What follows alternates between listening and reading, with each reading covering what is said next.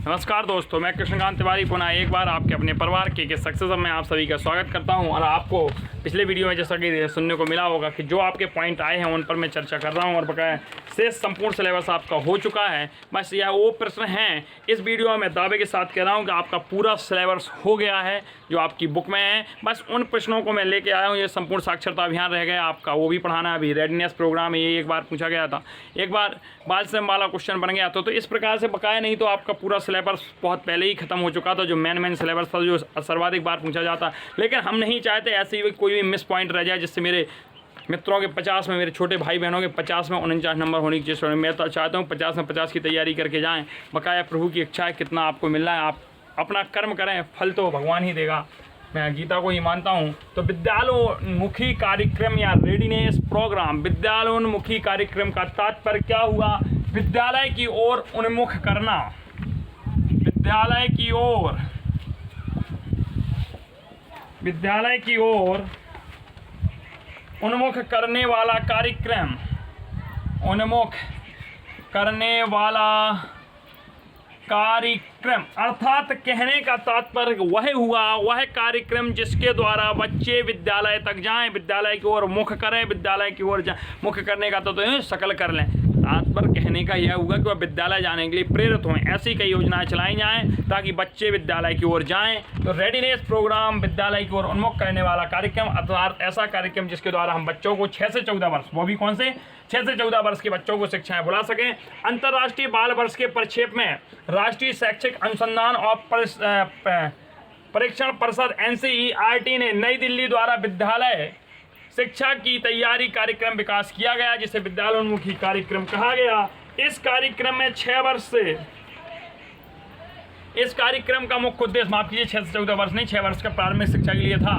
इस कार्यक्रम का मुख्य उद्देश्य 6 वर्ष की आयु में बच्चों को स्कूली शिक्षा के लिए, 6 वर्ष की आयु में बच्चों को स्कूली शिक्षा की तैयारी कराना था, इसके अंतर्गत अभी हम और आपको 1-2 पॉइंट लेके आएंगे। जैसे पोषाहार वितरण का कब क्या था, स्कूल चलो अभियान, इसी वीडियो में सब आपको देंगे मिक्सचर करके। इसमें क्या था, स्कूली तैयारी कराना था। इसका मतलब था प्रथम 6 सप्ताह प्राथमिक विद्यालयों में प्रथम 6 सप्ताह 6 वीक से 8 वीक तक, 8 सप्ताह तक का समय निर्धारित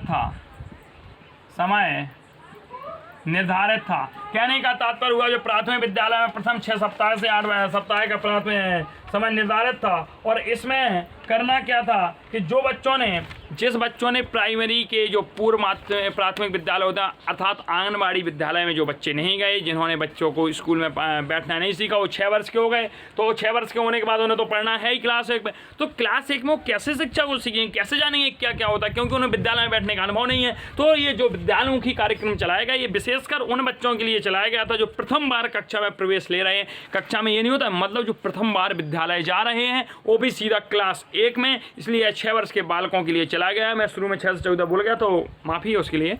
6 वर्ष के बालकों के लिए चलाया गया। ऐसे बालक जिन्हें पूर्व प्राथमिक शिक्षा नहीं दी गई है, जिन्हें आंगनवाड़ी केंद्रों में शिक्षा प्राप्त करने का, जिनका LKG UKG नहीं पढ़ा है, तो उन बच्चों को प्रथम 6 से 8 सप्ताह तक विद्यालय से अवगत कराया जाए, विद्यालय वातावरण से उन्हें मेल मिलाप करवाया जाए, फिर उसके बाद उन्हें शिक्षा दी जाए। तो इसी प्रकार से हम इसमें और देखते हैं एक पॉइंट। प्रारंभ में इस कार्यक्रम का प्रारूप अंतर्राष्ट्रीय बाल वर्ष में राष्ट्रीय शैक्षिक मतलब NCERT दिल्ली द्वारा तैयार किया गया था, तो हम आपको पहले ही बता चुके हैं। यह कार्यक्रम मुख्य में उन बच्चों को दृष्टि में रख के बनाया गया था जो बच्चे प्रारंभ में कक्षा में पढ़ने नहीं गए हों, सीधे कक्षा 1 में पढ़ने पहुंच गए हैं। इस कार्यक्रम के अंतर्गत कक्षा 1 के प्रारंभिक 6 सप्ताह से 2 माह तक की अवधि को बच्चों को पूर्व प्रारंभिक शिक्षा की, हमने अभी बताया कि उनको पूर्व प्राथमिक शिक्षा के अनुभव प्राप्त कराना, उन्हें विद्यालय से मेल मिलाप कराना। आपको जितना भी पढ़ना है जो मैं बोलता हूँ वो सारा इन पेजेस में लिखा हुआ होता है। मेरा रजिस्टर है, इस रजिस्टर की कॉपी आपको जो है वो मेरे टेलीग्राम चैनल पर मिलती रहती हैं। तो आप मेरे टेलीग्राम चैनल से जुड़ जाइए और मुझसे जुड़ने के लिए मेरा व्हाट्सअप नंबर है, आप उससे भी जुड़ सकते हैं। पुनः एक बार ये रहा आपके सामने नंबर 7458 966283 किसी भी समस्या के लिए आप इस पर अपना नंबर, नाम, जिला और एक अपनी तस्वीर भेज के बता सकते हैं, मुझसे जुड़ सकते हैं। आगे हम देखते हैं, प्रोग्राम के द्वारा बच्चों को प्राथमिक विद्यालय में प्रवेश लेने के पश्चात मानसिक, शारीरिक, संवेगात्मक और सर्वांगीण रूप से उनका विकास करने के लिए कार्यक्रम चलाया गया था कि बच्चे का मानसिक विकास करें, हम सामाजिक विकास करें, संवेगात्मक विकास करें, बौद्धिक विकास करें। इस कार्यक्रम के मुख्य रूप से 3 क्षेत्रों में बांटा गया। लास्ट पॉइंट है इस कार्यक्रम को मुख्य रूप से 3 क्षेत्रों में बांटा गया। 3 क्षेत्रों में बांटा गया।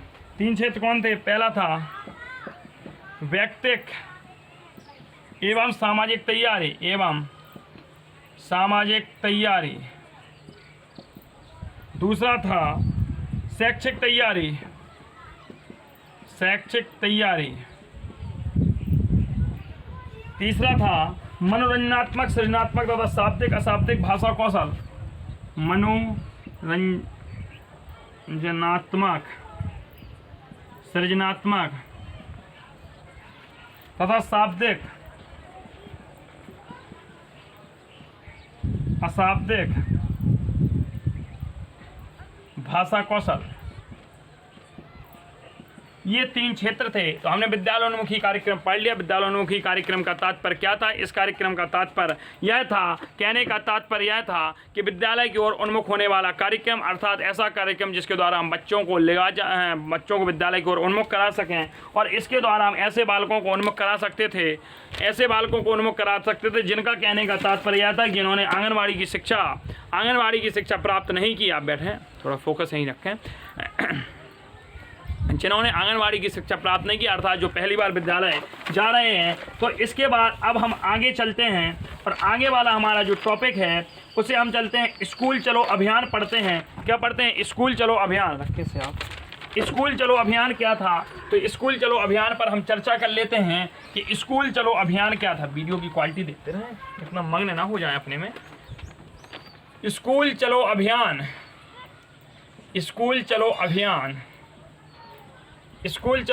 इसको भी आप मोस्ट इंपॉर्टेंट लिख करें। इसमें नारे वगैरह लगवाए गए थे। जुलाई 1996 में, कब?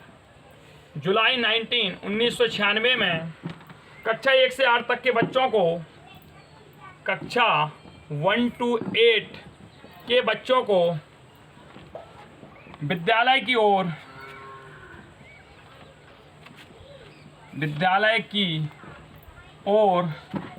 आकर्षित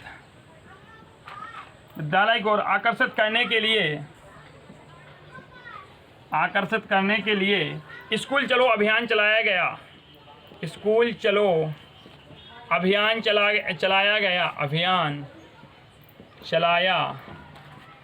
गया। इसके अंतर्गत जुलूस निकाले गए, पोस्टर लगाए गए, और अनुसूचित जाति, जनजाति तथा अल्पसंख्यक वर्गों को, मतलब बस इतना ही था इसमें, हमें इतना ही बताना था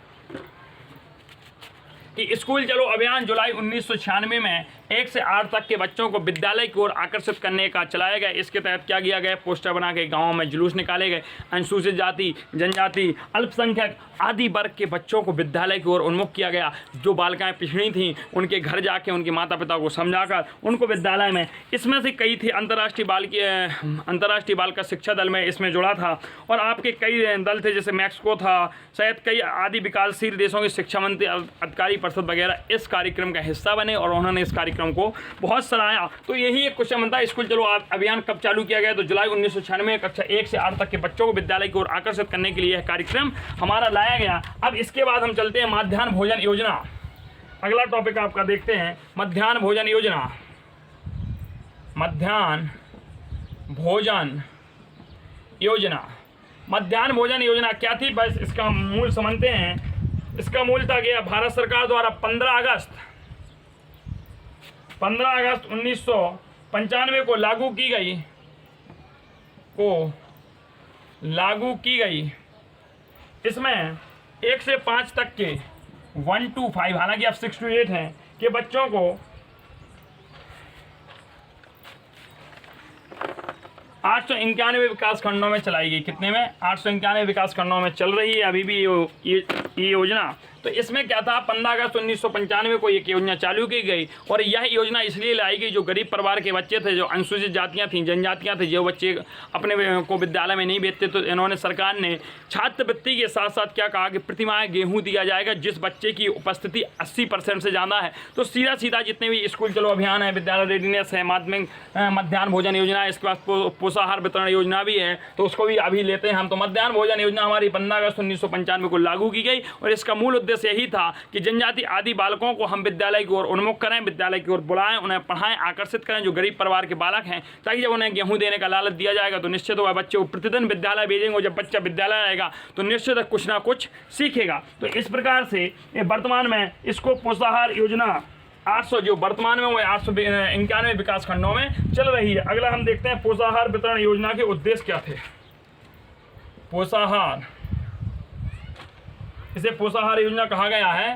पोषाहार यही मध्याह्न योजना थी। वितरण योजना के उद्देश्य, वितरण योजना के कितना हो गया अभी, योजना का उद्देश्य पहला था आर्थिक दृष्टि से कमजोर परिवार के बच्चों को पोषाहार और छात्रवृत्ति देकर गरीब बच्चों को 11 मिनट भरे,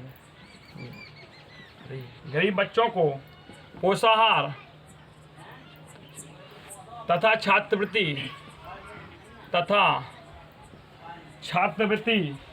देकर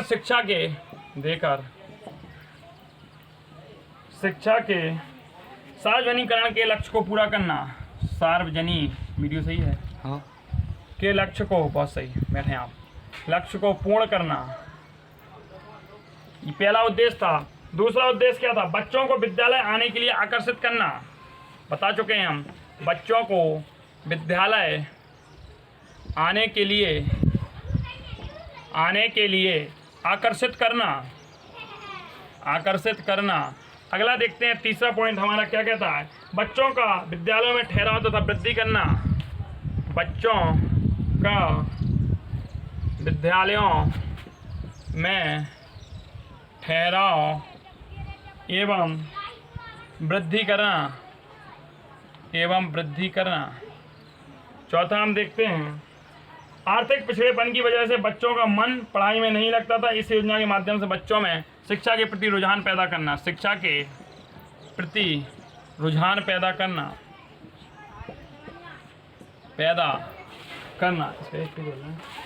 अच्छा हाँ, बच्चों को स्वस्थ एवं पुष्ट बनाना। बच्चों को स्वस्थ एवं पुष्ट बनाना। इसके साथ साथ 6वां पॉइंट था, शिक्षा में ह्रास व अवरोध की समस्याओं को कम करना। शिक्षा में ह्रास व अवरोध की समस्या को कम करना। ठीक है, इस योजना में केंद्र तथा राज्य के समन्वय से चलाई गई। इसमें अब देखते हैं इसमें क्या था, गरीब बच्चों को पोषाहार तथा छात्रवृत्ति देकर शिक्षा के सार्वजनिकरण के लक्ष्य को पूर्ण करने का उद्देश्य दिया गया। बच्चों को विद्यालय आने के लिए आकर्षित करना था। बच्चों को विद्यालय में ठहराव एवं वृद्धि करना था। शिक्षा के प्रति रुझान पैदा करना था। बच्चों को स्वस्थ एवं पुष्ट बनाना था और शिक्षा में ह्रास व अवरोध की समस्या को कम। इसके बाद यह केंद्र सरकार और राज्य सरकार ने मिलकर समन्वित रूप से यह मित्र योजना चलाई और इसके बाद यह देखा गया कि बच्चों का विद्यालय में ठहराव बहुत ऊंचे स्तर तक बढ़ गया, सिर्फ लालच की वजह से। अगला है छात्रवृत्ति वितरण एवं अन्य प्रोत्साहित योजनाएं चलाई गई थी। इनके क्या उद्देश्य थे, इस पर भी हम फोकस करते हैं। ये वीडियो थोड़ा लंबा जाएगा आपका 30 मिनट का, लेकिन जितना सिलेबस है सब इसी में खत्म कर देंगे हम, और इसके बाद बस एक वीडियो और इसके बाद सिलेबस फिनिश। छात्रवृत्ति वितरण एवं अन्य प्रोत्साहन योजनाएं, नीचे गेट खुलाएं आप, प्रोत्साहन योजनाएं।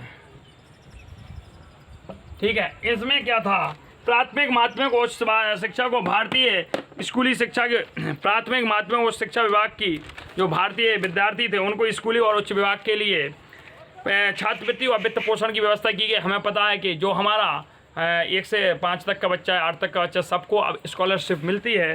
और इसके साथ प्रदेश सरकार द्वारा कक्षा 1 से 8 तक के उत्तर प्रदेश सरकार द्वारा या प्रदेश सरकार द्वारा 1 to 8 किसी भी प्रदेश की सरकार हो अध्ययनरत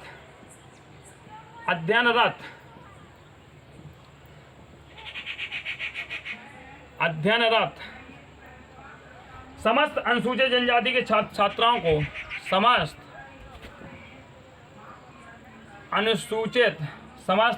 अनुसूचित जनजाति के बालिकाओं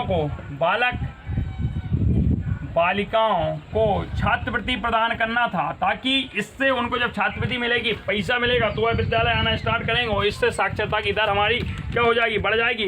विद्यालय में ऐसे वर्ग के बच्चों को आर्थिक रूप से विपन्न थे जिनके लिए शिक्षा परियोजना, DEP अभियान आदि चलाए गए और इसमें प्रोत्साहन के अधीन छात्रवृत्ति जो प्रोत्साहन योजनाएं थी, ये सारी योजनाओं को मिला के इसका एक रूप कहा गया। इन्होंने कहा है कि जो हमारी प्रोत्साहन योजना थी, इसके तहत न्यूनतम आकाश जैसे विद्यालय में पेयजल है, शौचालय की व्यवस्था है, खेल की व्यवस्था है, खेल है, इन सबको पोषाहार वितरण योजना का मतलब हुआ छात्रवृत्ति वितरण, छात्रवृत्ति तो देना था, पोषाहार वितरण योजना, इन दोनों योजनाओं का मिक्स रूप का तात्पर्य कहने का यह था।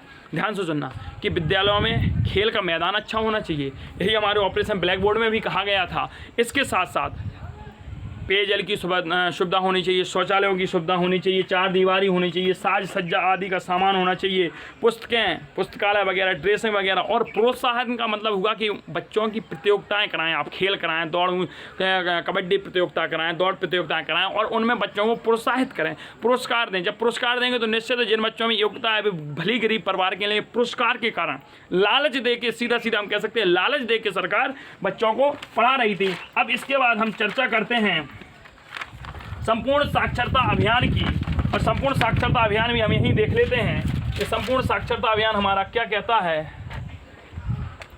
संपूर्ण साक्षरता अभियान के पहले उद्देश्य पढ़ते हैं, फिर विशेषताएं, बहुत जल्दी समाप्त करते हैं इसको 10 मिनट में। संपूर्ण साक्षरता अभियान के उद्देश्य, तो संपूर्ण साक्षरता अभियान के उद्देश्य, पहला उद्देश्य हम पढ़ते हैं। पहला उद्देश्य हमारा क्या कहता है, इस अभियान में प्रौढ़ व्यक्तियों को बुनियादी आवश्यकताओं पर बल दिया गया। इस अभियान में वीडियो सही चल रहा है, हाँ। प्रौढ़ व्यक्तियों की बुनियादी आवश्यकताओं पर बल दिया गया। अगला देखते हैं, दूसरा पॉइंट क्या कहता है, सामुदायिक सहभागिता को इसकी सफलता की कुंजी माना गया। सामुदायिक सहभागिता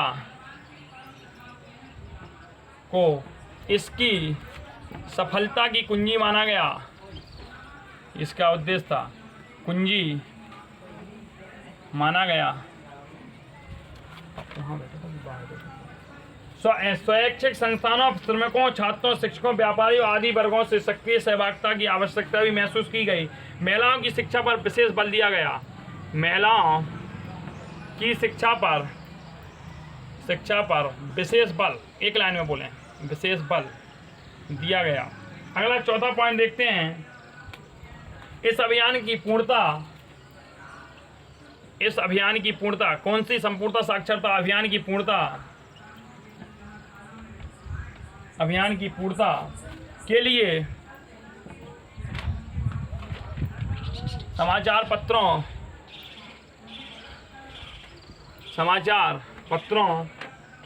टीवी, रेडियो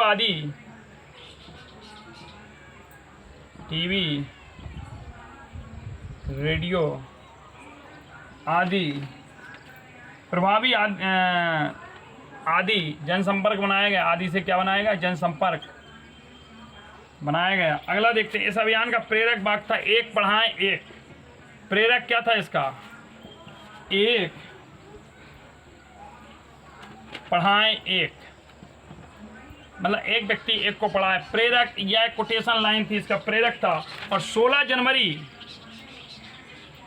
1989 में राष्ट्रीय साक्षरता अभियान की स्थापना के बाद, कब स्थापना हुई थी इसकी, 16 जनवरी 1989 में संपूर्ण राष्ट्रीय साक्षरता, या इसी को संपूर्ण राष्ट्रीय साक्षरता अभियान की स्थापना के बाद सर्वप्रथम केरल राज्य, कौन सा राज्य, केरल राज्य संपूर्ण साक्षरता अभियान की घोषणा की। केरल राज्य ने क्या की? संपूर्ण साक्षरता अभियान की घोषणा की। ठीक है, अब इसके बाद इस अभियान की विशेषताएं क्या थीं, विशेषताओं को हम पढ़ लेते हैं और इसके बाद हमारे सारा सिलेबस एक निचोड़, इस वीडियो में जितने टॉपिक बचे थे सभी कंप्लीट हो गए। बस एक बिंदु रह गया है जिस पर हम चर्चा कर लेंगे अगले वीडियो में, आपको बहुत जल्द मिल जाएगा। और जैसा कि मैंने वादा किया था 15 अक्टूबर तक आपका सिलेबस तो 2-3 विषय का ख़त्म हो चुका है और रह गया कुछ, मैं लेट हो गया। इसकी विशेषताएँ देखते हैं, संपूर्ण साक्षरता अभियान की विशेषताएँ। वीडियो की क्वालिटी देखें भाई।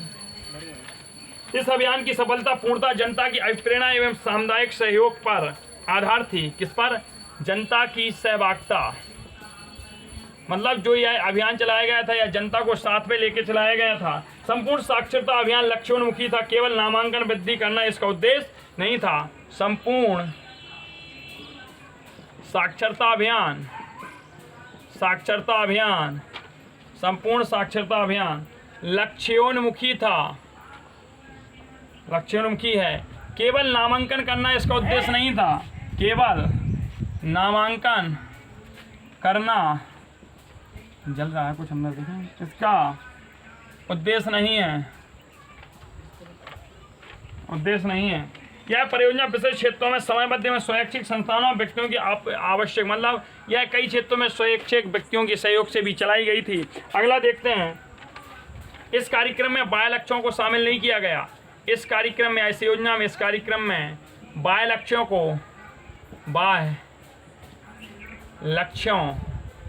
को शामिल नहीं किया गया।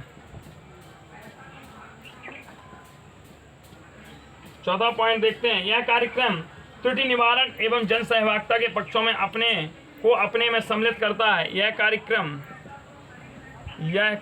ये कुछ लीनियर पॉइंट हमें पढ़ने ही पड़ते हैं। त्रुटि निवारण एवं जन सहभागिता के पक्षों को अपने में सम्मिलित करता है। अगला पॉइंट हम और देख लेते हैं और इसके साथ इसके हमारे उद्देश्य भी पूर्ण हो गए। इस प्रकार से संपूर्ण साक्षरता अभियान जो 16 हमारा जनवरी 1989 में चलाया गया था, 16 जनवरी 1989 में संपूर्ण साक्षरता अभियान, उसमें सबसे पहले राज्य था केरल और इसमें क्या था? जन सहभागिता थी। संपूर्ण साक्षरता अभियान लक्ष्योन्मुखी था, इसका उद्देश्य केवल नामांकन करना ही था। कई क्षेत्रों में NGO वगैरह जो चलते थे उन्होंने भी इसमें बहुत सहयोग किया। और संपूर्ण साक्षरता अभियान पर गांधी जी ने कहा था, एक कथन था उनका कि बच्चों को साक्षर करना ही साक्षरता नहीं होगी, बच्चों को पढ़ा लिखा दाना पूर्ण शिक्षा नहीं, बच्चों को ऐसी शिक्षा प्रदान करना जिससे बच्चे अपनी रोजी रोटी का चला सकें। ठीक है, तो संपूर्ण साक्षरता अभियान पर ये नहीं किया उन्होंने। जो साक्षरता शब्द था इस समय नहीं, जब आप कह रहे इस समय तो गांधी जी का स्वर्गवास हो चुका था, बट मेरे कहने का तात्पर्य जब आप गांधी जी का मैं आपको जीवन परिचय लाऊंगा तो उन्होंने साक्षरता शब्द की जो साक्षरता शब्द में व्याख्या की तो उन्होंने यही कहा, बोले साक्षरता का मतलब ये नहीं होता आप पढ़ना लिखना सिखाते, साक्षरता का मतलब होता है कि व्यक्ति को इस प्रकार से शिक्षित करें उसका सर्वांगीण विकास हो और वह उस शिक्षा के द्वारा कुछ ना कुछ कर कमा सके। बहुत बहुत धन्यवाद। यदि वीडियो अच्छा लगा हो तो सभी मित्रों को लिंक शेयर करें, जो हमारे मित्र नए हैं वो चैनल को सब्सक्राइब कर लें। इसके बाद आपकी इस चैनल पर आपको TET की तैयारी कराई जाएगी, 3rd सेमेस्टर की भी तैयारी कराई जाएगी और 3rd सेमेस्टर इस एग्ज़ाम के जस्ट बाद ही आपको मिलेगा। बहुत बहुत धन्यवाद आप सभी का।